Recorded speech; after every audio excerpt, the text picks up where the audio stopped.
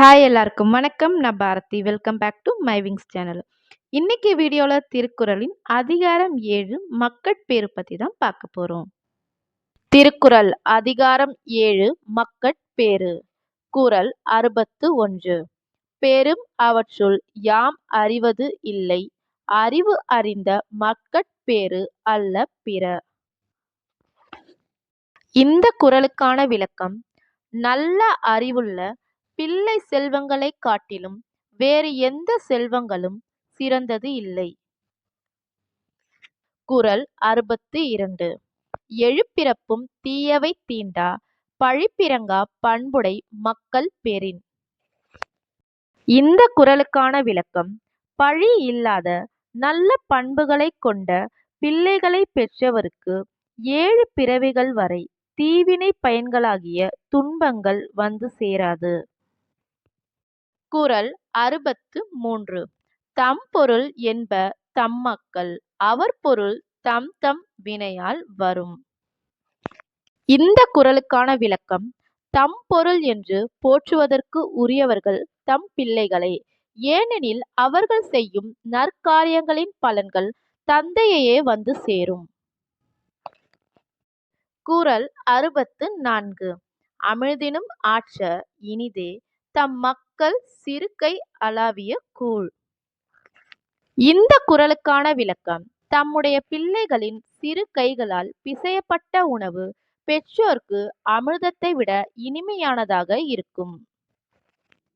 குறள் 65. மக்கள் மெய்தீண்டல் உடற்கு இன்பம், மற்று அவர் சொற்கேட்டல் இன்பம் செவிக்கு.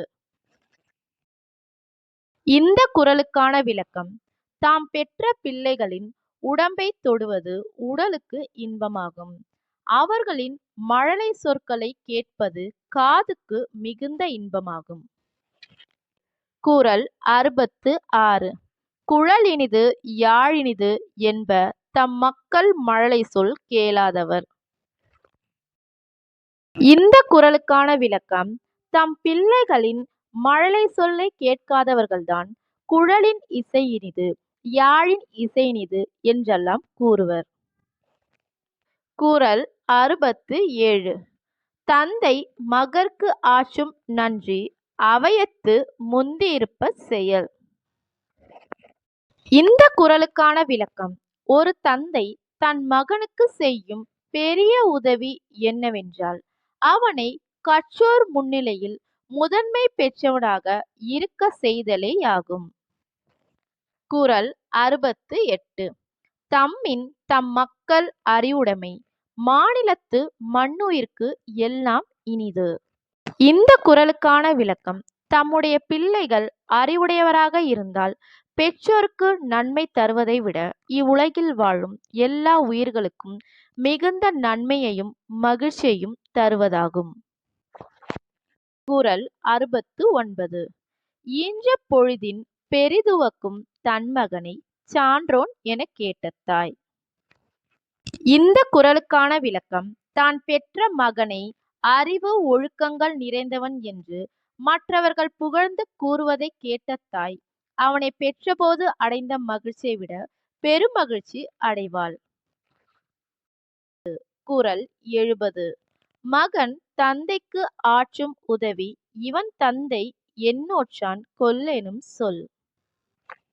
இந்த குறளுக்கான விளக்கம்: மகன் தந்தைக்கு செய்யும் கடமை என்னவென்றால் இவன் தந்தை இவனை மகனாக பெறுவதற்கு என்ன தவம் செய்தானோ என்று பிறர் புகழ்ந்து சொல்லும் சொல்லேயாகும்.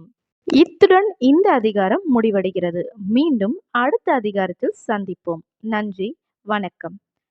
இந்த வீடியோ உங்களுக்கு பிடிச்சிருந்தா லைக் பண்ணுங்க, ஷேர் பண்ணுங்க, மறக்காம மை விங்ஸ் சேனலை சப்ஸ்கிரைப் பண்ணுங்க.